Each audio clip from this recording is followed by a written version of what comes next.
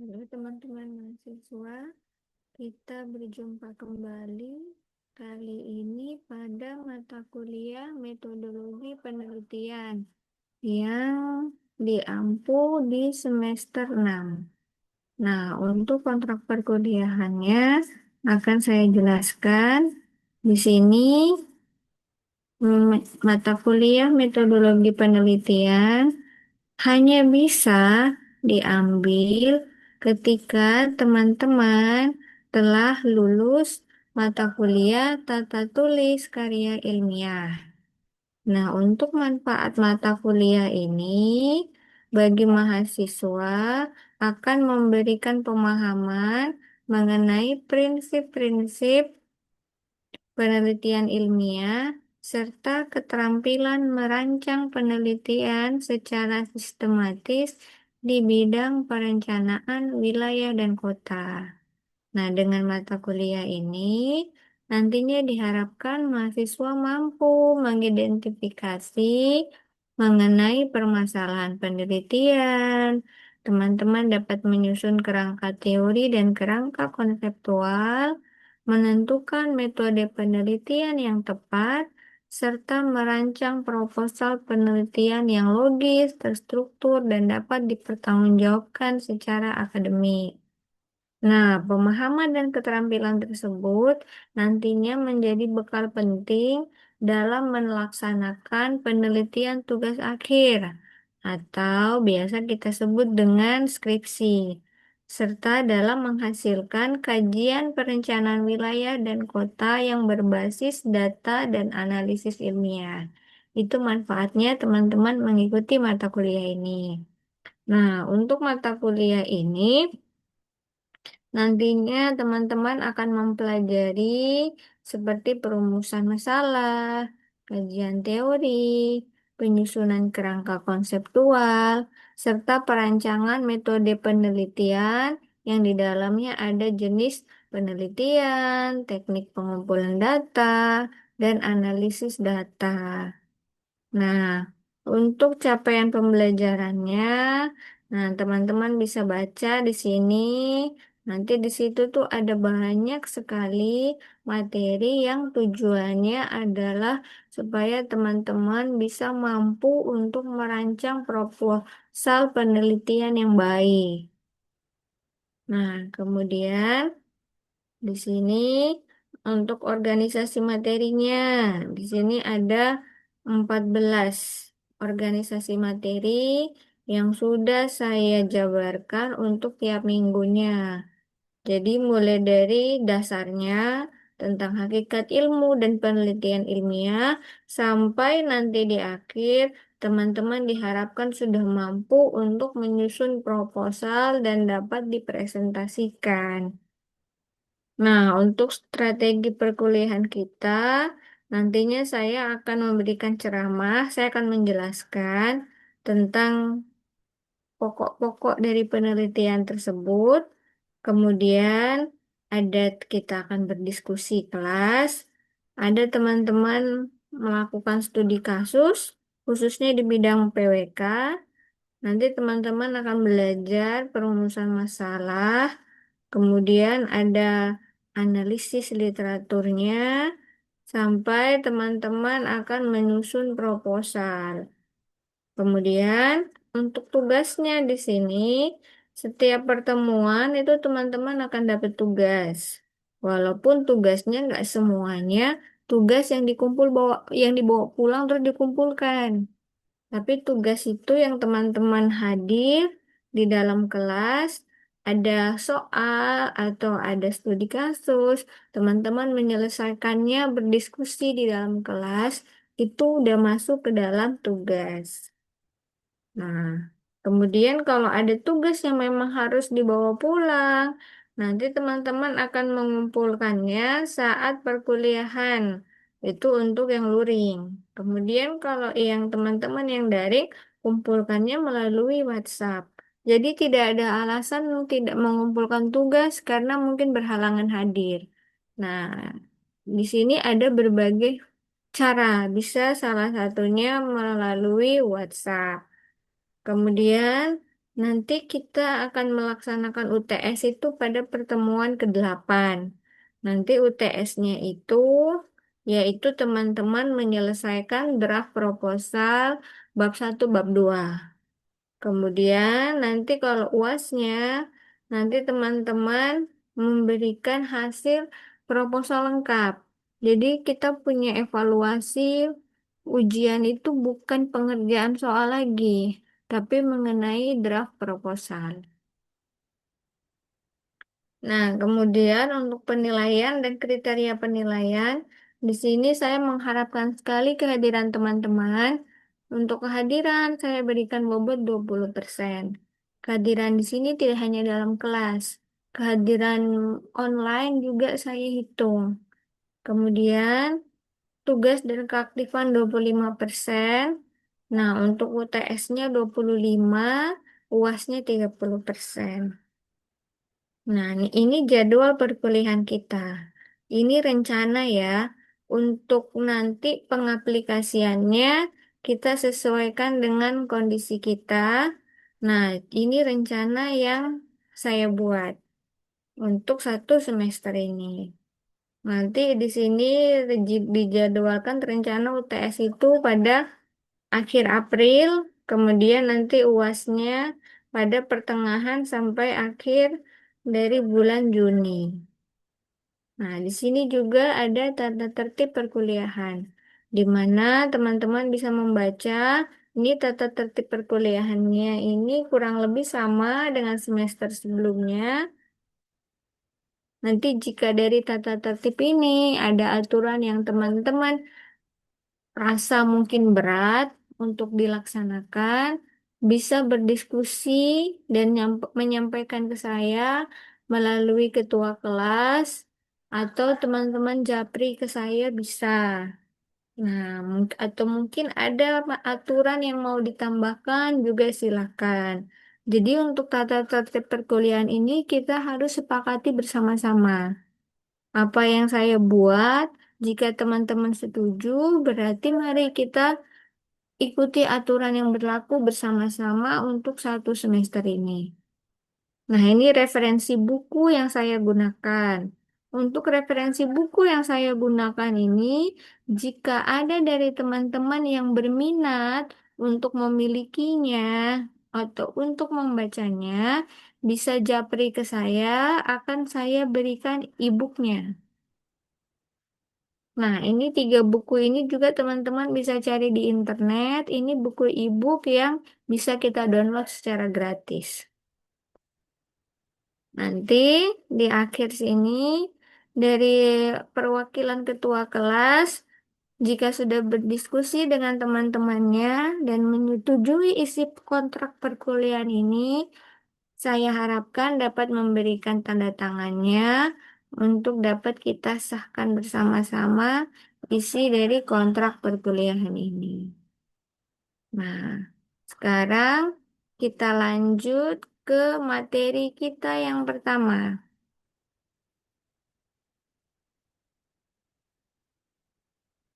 Nah, tadi di situ sudah dijelaskan bahwa materi pertama kita adalah mengenai hakikat ilmu dan penelitian.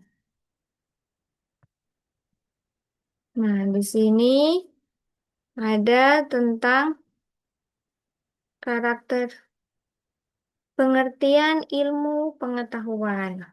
Jadi di sini dikatakan bahwa ilmu pengetahuan adalah pengetahuan yang disusun secara sistematis, logis, dan dapat dibuktikan kebenarannya melalui metode ilmiah. Jadi ilmu itu tidak hanya sekedar informasi atau pengetahuan biasa, tetapi merupakan pengetahuan yang memang telah melalui proses pengujian dan pembuktiannya.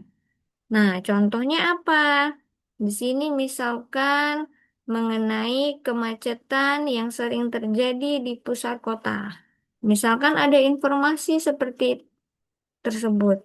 Kemudian ilmunya apa dari informasi tersebut? Nah, menurut ilmu, Kemacetan di pusat kota itu biasanya disebabkan oleh tingginya volume kendaraan yang melebihi kapasitas jalan. Jadi, ilmu di sini menjelaskan hubungan sebab akibat dari suatu fenomena. Nah, karena sebabnya apa? Karena tingginya volume kendaraan atau karena banyaknya kendaraan yang lalu lalang di jalan. Nah, akibatnya apa dari fenomena tersebut? Akibatnya adalah terjadinya kemacetan di pusat kota. Nah, itu adalah salah satu contohnya. Kemudian di sini karakteristik ilmu pengetahuan. Nah, karakteristik ilmu pengetahuan itu ada sistematis, rasional, empiris, objektif, dan dapat diuji kembali. Nah, sistematis itu apa? Sistematis itu maksudnya ilmu disusun secara teratur dan mengikuti suatu struktur tertentu. Nah, kalau di sini dikatakan rasional, maka ilmu itu dapat dijelaskan secara logis dan masuk akal. Itu yang dimaksud dengan rasional. Kalau empiris berarti ilmu itu didasarkan pada fakta yang dapat diamati atau diuji. Nah, kayak kemacetan tadi, itu fakta yang terjadi. Biasanya kalau macet, karena banyaknya kendaraan. Itu fakta yang dapat diamati oleh semua orang dan dapat diuji kebenarannya. Kemudian di sini ada objektif. Objektif itu maksudnya ilmu tidak dipengaruhi oleh pendapat pribadi peneliti. Jadi bukan karena maunya pribadi. Ilmu itu berdasarkan pengujian, berdasarkan pembuktian. Nah, di sini dikatakan dapat diuji kembali bahwa kebenaran dari ilmu itu dapat diuji ulang oleh peneliti lain. Bukan hanya satu peneliti saja, peneliti lain pun dapat mengujinya. Nah, itu yang dikatakan ilmu. Contoh lainnya apa dari ilmu? Misalkan tentang adanya banjir di suatu kota. Nah, menurut ilmu, biasanya penyebab banjir di suatu kota itu dapat kita teliti dengan adanya curah hujan, kondisi drainase, atau penggunaan suatu lahan. Nah, ini tadi tentang contoh dalam PWK, tentang kemacetan kota. Kalau kemacetan kota itu dapat diteliti dengan melihat volume kendaraan atau banyaknya kendaraan, kemudian kapasitas jalan. Biasanya jalan kalau dibuat itu udah ada kapasitas, dapat menampung berapa kendaraan idealnya, atau pola penggunaan lahan. Nah, di sini ada sumber pengetahuan manusia. Nah, pengetahuan manusia itu dapat diperoleh dari beberapa sumber. Yang pertama adalah dari pengalaman. Nah, pengalaman ini misalkan pengalaman sehari-hari. Contohnya di sini misalkan masyarakat mengetahui bahwa suatu daerah sering banjir. Dia mengetahui itu karena pengalaman masyarakat tersebut yang tinggal di situ dan mengalaminya setiap tahun. Kemudian di sini dari otoritas. Otoritas di sini misalkan pengetahuannya berasal dari suatu ahli atau tokoh yang dianggap memiliki keahlian. Bisa dari dosen atau bisa dari buku. Nah, contohnya di sini adalah mahasiswa mempelajari mengenai teori perencanaan. Dia mempelajari tersebut dari dosen dengan berkuliah atau dengan membaca buku. Kemudian, sumber pengetahuan juga bisa didapat dari tradisi. Tradisi di sini maksudnya pengetahuan yang diwariskan secara turun-temurun. Kemudian dari penalaran logis.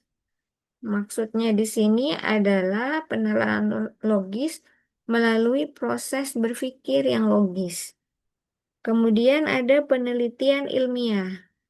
Berarti pengetahuan diperoleh melalui metode ilmiah yang sistematis dari penelitian. Kemudian di sini cara memperoleh pengetahuan. Nah, secara umum pengetahuan dapat diperoleh melalui dua cara utama. Nah, di sini salah satunya cara non ilmiah. Nah, non ilmiah di sini berarti tidak menggunakan metode penelitian yang sistematis, yaitu berdasarkan pengalaman, berdasarkan coba-coba dari tradisi, bisa juga karena kebetulan. Nah, namun kelemahan dari cara ini adalah kebenarannya tidak selalu dapat dibuktikan secara ilmiah. Kemudian yang kedua ada cara ilmiah. Berarti menggunakan metode ilmiah yang sistematis untuk memperoleh pengetahuan, nah yang dapat kita pertanggungjawabkan. Nah, untuk menggunakan metode ilmiah ini dapat dilakukan melalui langkah-langkah dengan mengidentifikasi masalah yang mau diteliti, kemudian mengumpulkan datanya berdasarkan sumber-sumber, kemudian dianalisis, kemudian ditarik kesimpulannya. Nah, kemudian metode ilmiah itu apa sih? Metode ilmiah itu adalah prosedur sistematis yang digunakan untuk memperoleh pengetahuan yang dapat diuji kebenarannya. Nah, langkah-langkah metode ilmiah itu pertama kita amati dulu fenomena yang terjadi. Kemudian dari fenomena tersebut kita identifikasi masalahnya. Kemudian kita rumuskan dulu permasalahannya. Terus kita kumpulkan datanya, kita analisis, kemudian kita tarik kesimpulan. Nah, contohnya di sini misalkan fenomena kemacetan. Misalnya kemacetan di daerah Sentani. Ada suatu titik-titik yang biasa macet. Nah, di sini kita identifikasi masalahnya. Masalahnya apa sih? Mungkin faktor penyebab kemacetan di Sentani itu apa? Apakah karena kemacetan kah? Apakah karena penggunaan lahannya kah? Itu kita identifikasi dulu masalahnya. Kemudian kita lakukan penelitian untuk mencari jawabannya. Kita kumpulkan data-datanya, kita analisis, baru kita bisa tarik kesimpulannya. Nah, di sini ada pengertian penelitian. Nah, penelitian adalah proses sistematis untuk menemukan, mengembangkan, dan menguji kebenaran dari suatu pengetahuan. Nah, mengujinya dengan menggunakan metode ilmiah. Nah, penelitian bertujuan untuk menghasilkan pengetahuan yang baru atau biasanya memperbaiki pengetahuan yang sudah ada. Makanya banyak di buku-buku, misalkan suatu ahli ini melakukan penelitian. Ternyata peneliti lain coba untuk meneliti ulang kesimpulan yang diperoleh. Ternyata ada penelitian yang terbantahkan gitu. Itu mungkin teman-teman kalau waktu sekolah sering tuh dapat namanya pelajaran seperti itu. Dulu si ahli ini mengatakan seperti ini, tapi ada penelitian lain datang yang membantah penelitian tersebut. Dia bisa membuktikan kebenarannya. Nah, itu dari penelitian. Kemudian tujuan penelitian. Nah, penelitian memiliki beberapa tujuan. Yang pertama, untuk menemukan pengetahuan baru. Nah, berarti penelitian dilakukan untuk menemukan fakta atau informasi baru. Kemudian, tujuan yang kedua, mengembangkan ilmu pengetahuan. Berarti penelitian membantu untuk memperluas teori atau konsep yang sudah ada. Kemudian, untuk memecahkan masalah.